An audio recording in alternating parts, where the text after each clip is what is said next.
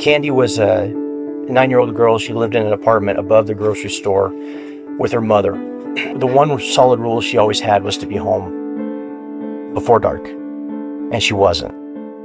When Candy went missing, an entire community searched for her.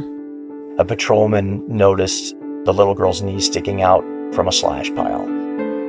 So with that, it becomes a homicide investigation. It was 1959. For 62 years, there were no new leads on the case. It went cold.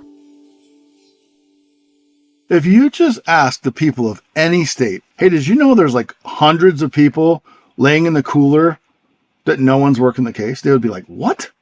Candy's name was added to a list of unsolved murders. Some of the victims don't even have names.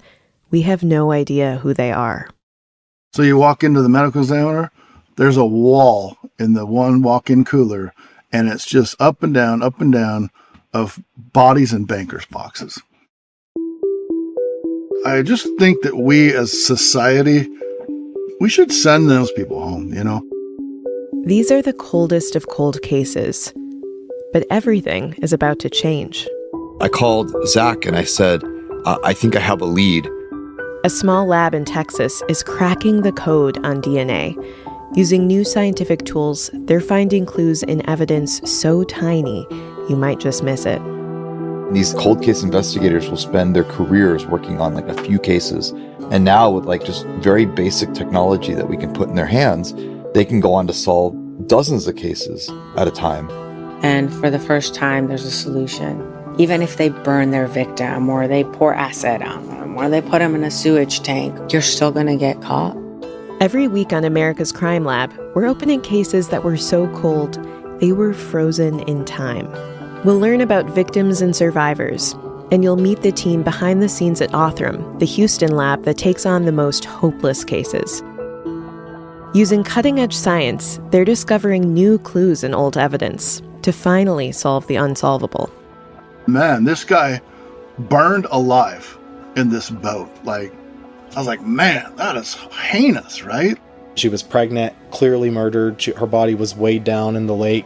Mr. Skinner discovered what appeared to be a human skull between the studs of the wall. A foot washed up a shoe with some bones in it, some fleshy material. They had no idea who it was.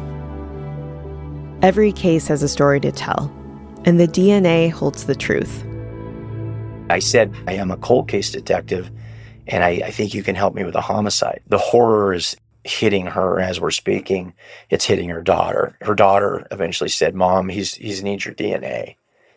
It is like, holy, forgive my language, holy, this is actually going to be the end of the Candy Rogers case. We cannot drop the ball now.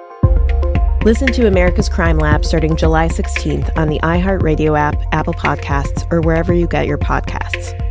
I truly believe it's a matter of time.